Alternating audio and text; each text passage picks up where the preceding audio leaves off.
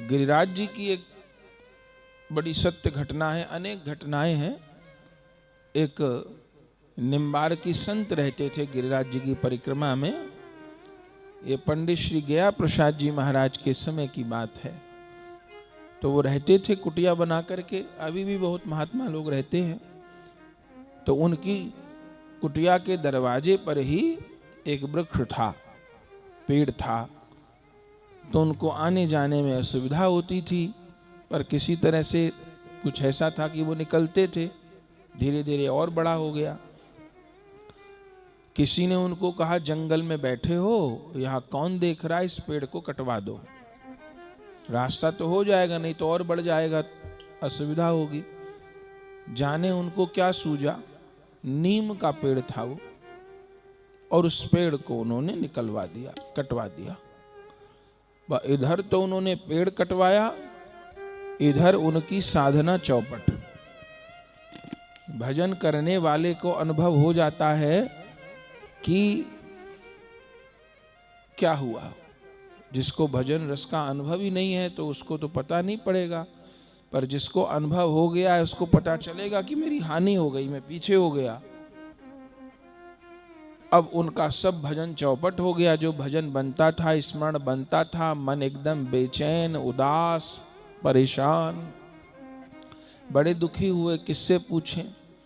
तब पंडित जी महाराज विराजते थे। पंडित जी माने पंडित श्री गया प्रसाद जी महाराज, गिरिराज जी में वो विराजते थे, महान संत ब्रज के। उनके पास गए तो जैसे उनके पास गए तो बाबा बहुत कम बोलते थे। कहा, बाबा ऐसे ऐसे हो गया। बाबा ने कहा, काऊ ब्रजवासी को अपराध भयो कहा। बोले, नहीं बाबा, मैं तो किसी से कुछ कहते ही नहीं, बात ही नहीं करता, मधुकरी पे रहता हूं। बोले, काऊ ब्रजवासी को अपराध भयो कहा। बोले, नहीं।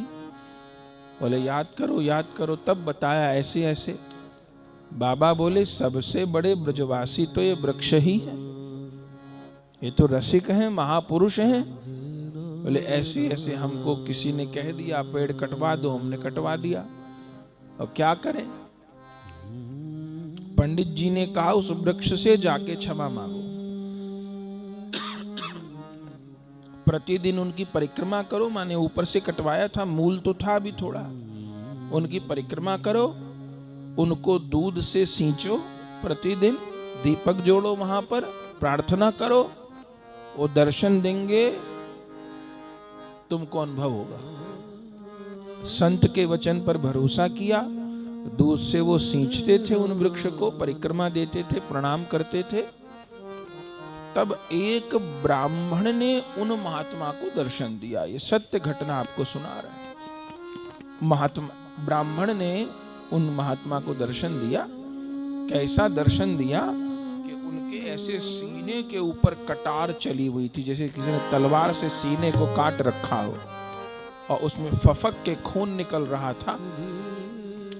और उन ब्राह्मण को उन्होंने देखा और हाथ जोड़े, कौन है आप? बोले, मैं वही वृक्ष हूं जिसको तूने काटा है। मैं यहां राधा माधव का भजन कर रहा था, प्रिया प्रियतम ने मुझे वृक्ष की योनि प्रदान करी। यहाँ पर प्रिया प्रियतम गिरिराज जी में विहार करते हुए मेरे नीचे आके बैठते थे, तूने मुझे काट दिया, मुझे नष्ट कर दिया। तो उन्होंने फिर बहुत क्षमा मांगी, अनुनय विनय की।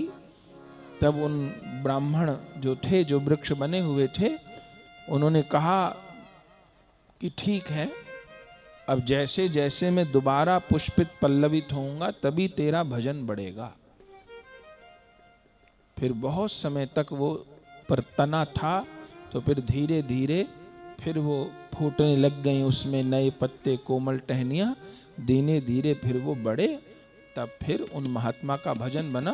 फिर वो महात्मा अदृश्य ही हो गए, पता नहीं कहाँ, आज तक नहीं देखे गए वो।